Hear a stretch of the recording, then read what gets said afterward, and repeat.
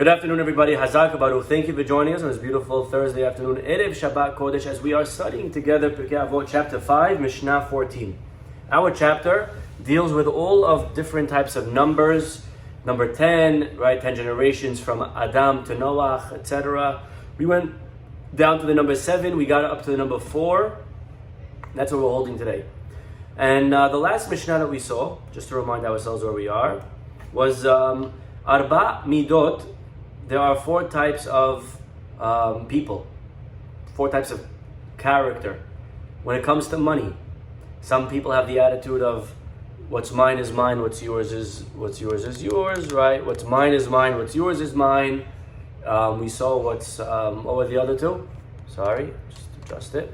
Okay, right? Mine is mine, yours is mine, and then mine is yours is yours. Okay, that was 4 types of people. Today we move along to the next Mishnah. Also the number 4, and this one is very, very powerful. We actually touched on it when it came to the class that we give in the morning. It also has to do with our Parashah a little bit, so it's nice that it overlaps. But either way, we're going to jump right in, and here we go as we share the screen.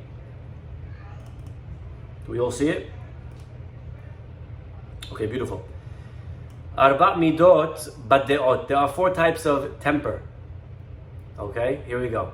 As opposed to the previous Mishnah, which was 4 types of personalities and character when it comes to money, this is when it comes to anger.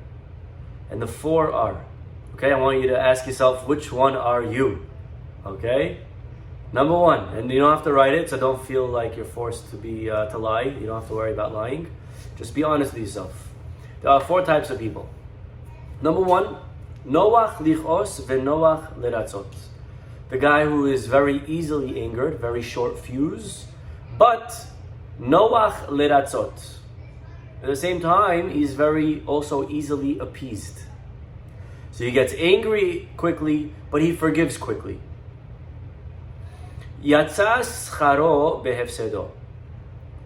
The Mishnah says that whatever you gain by forgiving quickly, you kind of lose it because you have a disadvantage that you get angry quickly. We're going to come back in a second to this. Person number 2, kashe lichos vekashe leratzot. There's another person who is hard to get angry, very patient. However, kashe leratzot, very hard to get their forgiveness, right? Some people, I don't get angry at a lot of people, but once you're on my bad side, oh boy, you're in trouble, right? You know what I'm talking about?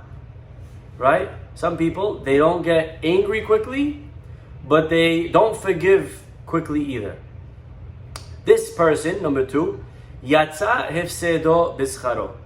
Whatever they lose by getting, by having and bearing a grudge, but the advantage is that they don't get angry so quickly.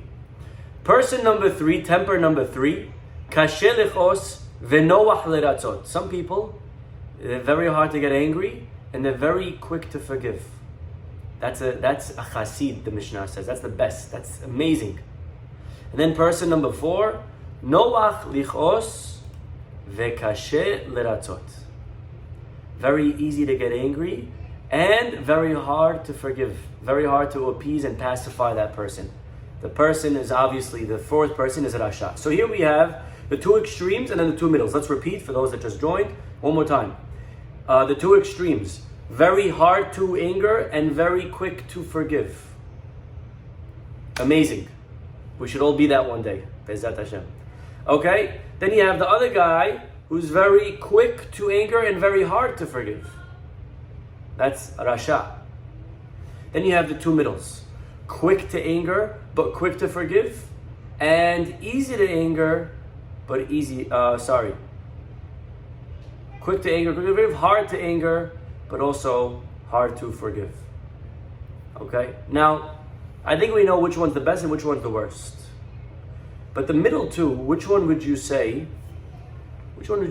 is better or worse between the middle 2?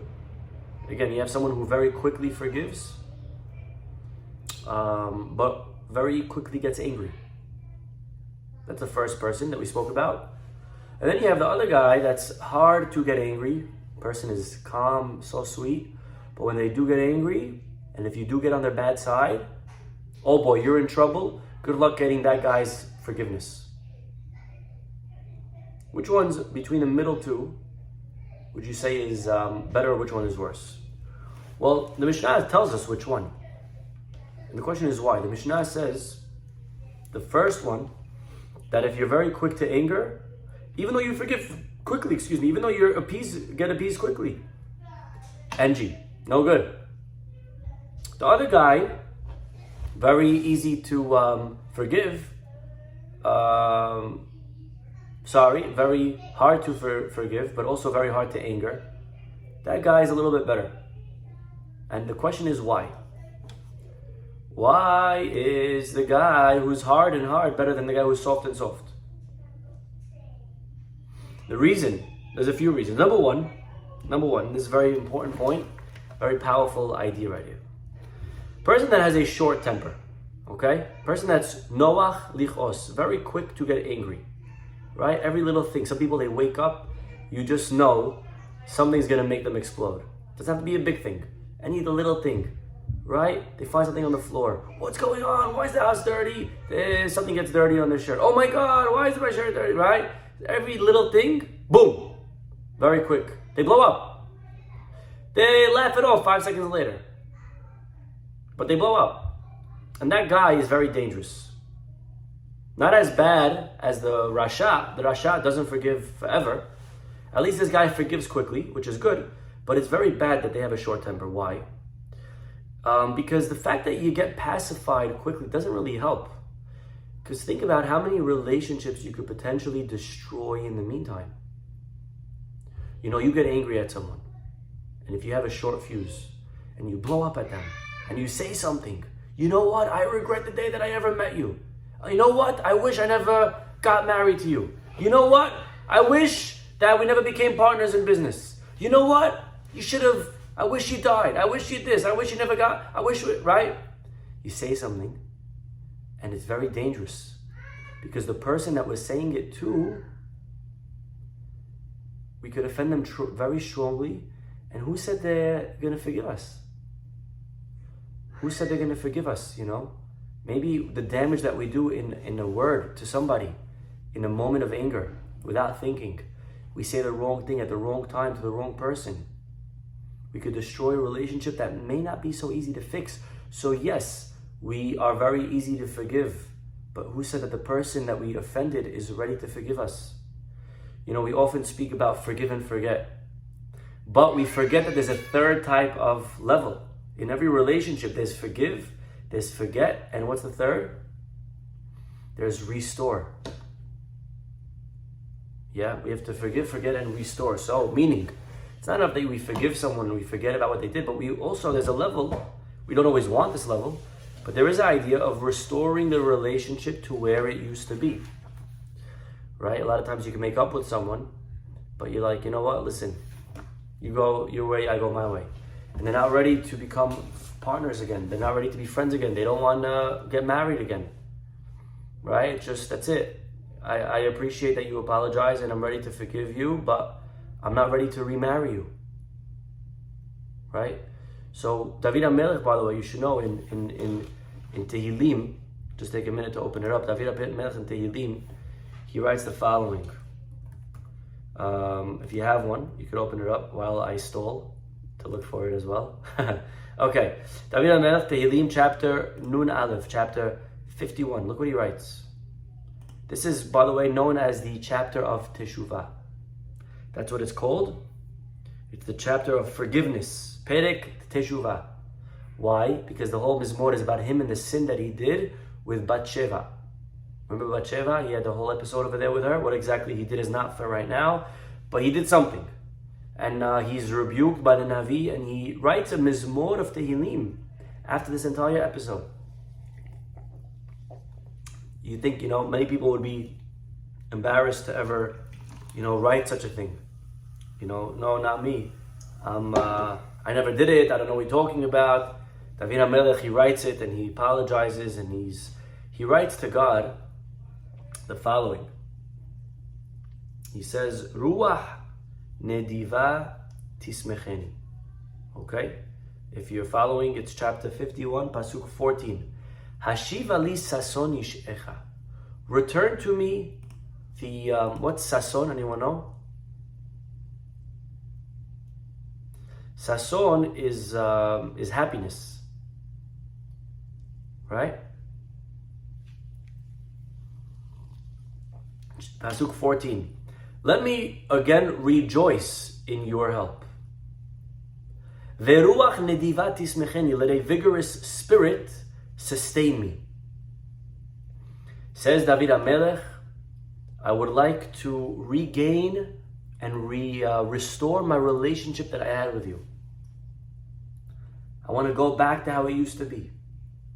Ruach nediva, let a vigorous spirit, the spirit that we once had together, I want that to come back. Ruach nediva tismecheni. And so, number one, a person who gets very quickly angry, you could destroy a lot of things that you may not be able to restore. Okay? That's number one. Number two.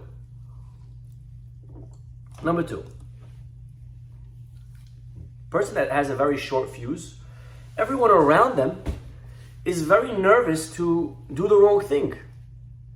Everyone around them is very nervous to say something that could get other people offended. Right? Imagine someone that has a short temper. Right? Then, there's a Gemara in Masechet Gitin. I'm reading from Masechet Gitin right now, page Zayin Amud Aleph. The Gemara says, Shelosha devarim tzadich adam umar b'toch beto erev Shabbat im hashecha. We know that a person must say every erev Shabbat 3 things before Shabbat begins. Question number 1 he should ask his wife, is sarten, did you take off ma'aser? Because we can't eat the fruits and vegetables if you didn't take off the taxes, right? Today we don't have to worry about this because either they do it for us in the farms in Israel, or we live in America, we don't have to take off fruit taxes from your vegetable. So enjoy your squash, enjoy your kusa mershi. But the point is that a person has to ideally say, is sarten, did you take off ma'aseh? Number 2, eravtem, did you set up eruv? Different types of eruv, different laws on Shabbat, how far you could walk, where you could walk to, etc. So number 2, did you set that up? Number 3, light the candle. Hadliku et haner. Okay, beautiful. Gemara then comes and says, by the way, tzarich lemamrinhu benihuta. Make sure that when you say it in a calm voice. Okay, because if you don't, people are, light the candle, do this, do that. You want people to listen, you got to say it in a calm tone. The Gemara then says something very powerful. Le'olam, says Rabbi Abahu. I don't know if you heard of him. Says Rabbi Abahu, Le'olam, a person should be very careful.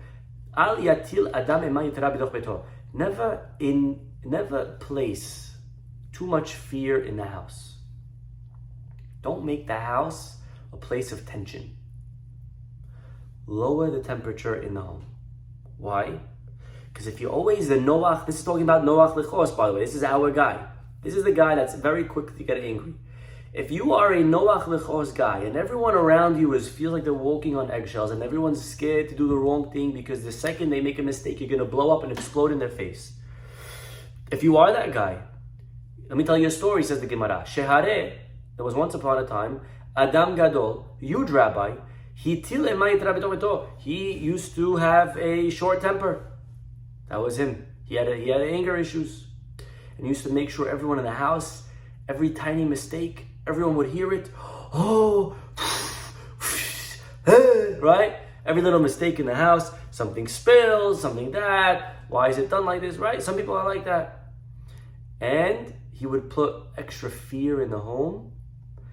And his family members, one time, what happened? Look at this.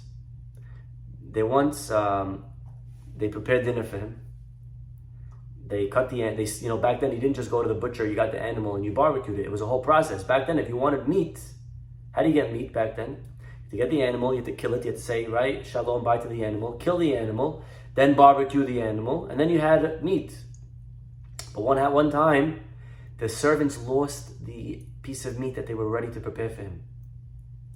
And they said, oh my God, to go and slaughter and resalt the animal is a whole process. And they were so afraid of the master that he's gonna get flipped out on them, that they don't have dinner ready, and they were about to go and slaughter, not to slaughter the animal, just cut off the leg and quickly feed it to him, and then he would have dinner. Sorry. And that's a very big sin, by the way, right? What sin is that? What sin is that? To give someone from an animal before you actually kill it. That's one of the 7 mitzvot that even goyim have to keep. Right? That's Ever min ha'chai. Because of that, Gemara learns from here, look at this, because this guy, some people are like that. I know people like that today, by the way. That, I'll give you an example. Okay, can I give you an example? Okay. We know doing laundry is asur on Shabbat. It's one of the 39 things that are forbidden. Lametet melacho. Can't do laundry. Okay, so what happens? If something falls on your shirt, you wouldn't be allowed, I'm telling you halakha right now, whether you keep it or not is up to you, between you and Hashem. I'm telling you halakha. You're not allowed to take even your finger and lick it and wipe off the dirt. That's laundry. For sure you can't. What happens, some people in the house, they're very particular that nothing should get dirty. God forbid if the curtains, if the couch, if the sofa, if the carpet, anything falls, tiny cherry soda, boom! The whole world's gonna hear it. You know how much this was? You know how long we had to work to get this, right? So what happens? Such a person, God forbid on Shabbat, right? Something, God forbid, okay? Chas v'shalom 1,000 times. But if something falls on Shabbat on the couch, and now it's dirty, the husband sees it, he's gonna have a heart attack. He's gonna first, make sure everyone in the house hears it, then he's gonna have a heart attack. So what happens? The wife, she's so scared. She quickly takes a rag and she starts cleaning it on Shabbat. Now she knows you're not allowed. She knows it's asur. She would rather violate Shabbat than to have to hear her husband give her the whole speech again. So if a person's so uptight, he's going to cause everyone around him to sin. Right? Therefore, that's why guy number 1, very dangerous. Yes, you quickly forgive, but you also quickly get angry, and sometimes not everyone wants to be around you.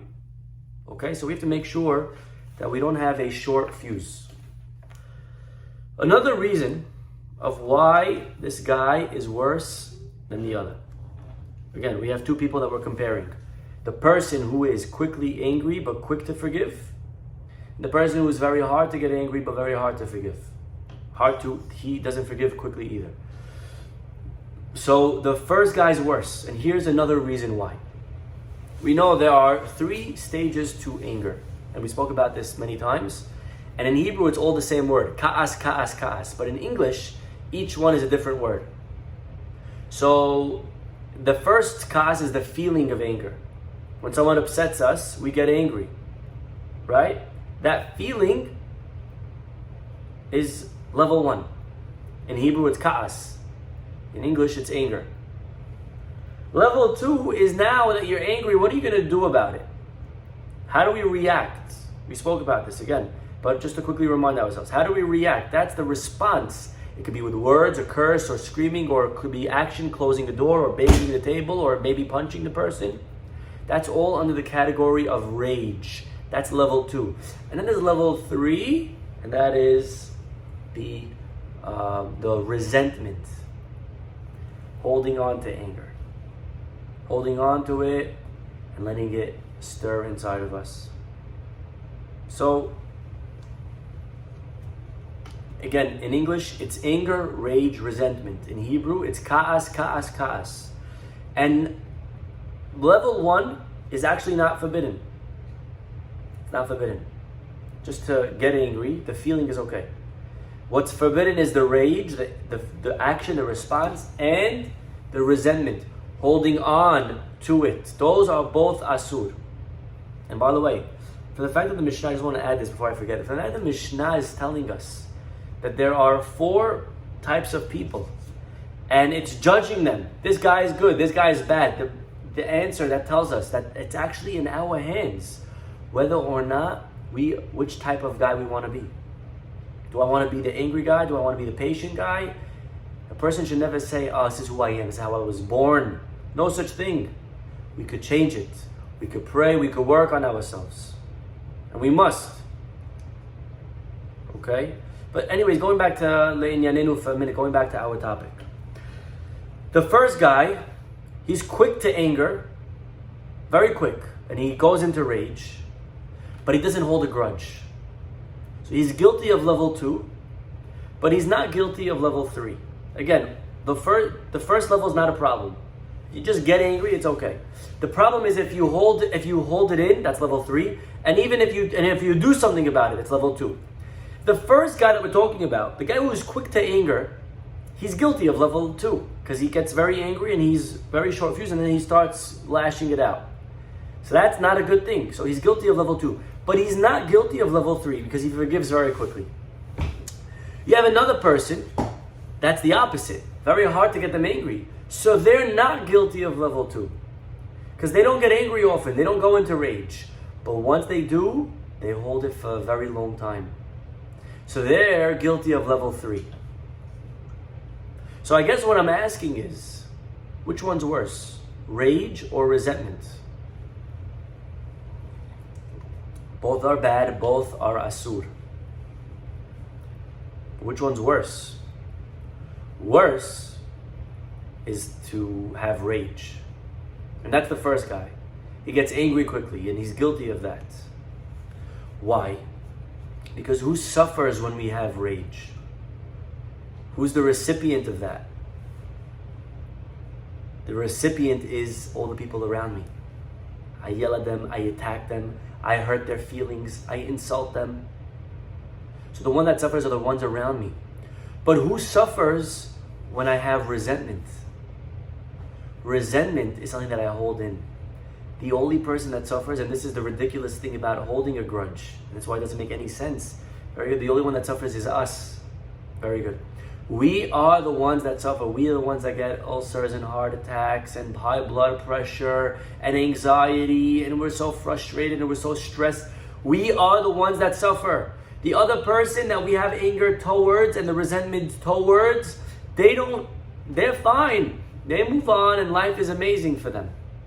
We are the ones that suffer most from our resentment. And therefore, guy number 2 is not as bad as guy number 1. Guy number 1 is guilty of rage, and the victim is other people. Guy number 2 is the victim is himself. Of course, both are wrong. Both are asur from the Torah. We should work on both. But that is the idea of the first 2. Number 4, of course, we're not going to elaborate too much on. He's, very quick to get angry and also holds a grudge. Very hard to get forgiveness. And the third guy, he's a chassid. He's amazing. He's so calm, so patient. And even if you get him angry, he quickly forgives you. Now, I guess we could say that this is the first guy. The guy who's very, very easygoing, and this is the best level. You know who reaches this level? Maybe even better. Hillel HaTzadik. Hillel was maybe even better, by the way. But Hillel, we know, guy came to an Erev Shabbat, and he says, is there a guy Hillel? Is there a guy Hillel? And Hillel says, sure. And he comes out of the shower. How could I help you? And the guy asks him the dumbest question ever, just to stir. And Hillel's so calm and so patient. He says, oh, what a question, amazing question. And he's helping the guy, he's giving him answers, right? Hillel conquered even level 1. Even level 1. Now again, level 1, just the feeling of anger, very hard to deal with, very hard to control. We're not really held accountable for the feeling. You're allowed to feel angry. We just cannot act out on it. We just can't now bear a grudge and get revenge or resentment. How do I get rid of level 1? How do we become like Hillel? Well, first of all, by working on level 2 and 3. You can't wonder why you have level 1 if you have levels 2 and 3. If you have rage, we are people that are guilty of always taking it out. The way to control the feeling is through the action. So we work from the outside in. So first we're going to control our actions, and we hope that then Hashem will help us also eradicate the feelings that we had. We also gave a few pieces of advice if you want to check out our other class that we gave earlier this week in Perashah. The danger of anger. The danger of anger, right? To put it in perspective, helps a lot. If someone gets you angry, right? All of a sudden we're so annoyed. If someone does something to us, right? They dent your car. They dirty your shirt, right? But remember, imagine at that moment you just won $1 million. All of a sudden you won't be angry, right? So you see that you can control your anger. Imagine at the moment that that your car got hit, you found out your daughter just got engaged, right? You're so excited. Do you care that your car got hit? We don't really care. So we see that we can control ourselves. We can control our anger. This is these are the 4 types of personalities. Our rabbis tell us, and we'll end with this: Adam nikar bekiso, bekoso, ubkaaso. Person, you could tell a person through 3 ways: their money, their cup, wine, and their anger. How does a person act when their money gets hit? What's their attitude towards money? That was the Mishnah before. Mine is mine, yours is yours. That whole Mishnah was all about money. You could also tell about a person when they're drunk. How do they act? What do they talk about? And finally, you can tell about a person in their anger, in their moment of frustration. Breathe, right? How calm are they? How patient are they? And of course, always breathing, taking a deep breath, relaxing, always helps when it comes to anger, always helps when it comes to frustration. Not letting it get the better of us, right? These are all very powerful points. We should be zochet to conquer not only levels 2 and 3, but even the feelings of anger slowly with our effort and prayer and Hashem's help. But either way, we'll stop over here. We'll see you all next week. Have a Shabbat Shalom. Bye-bye.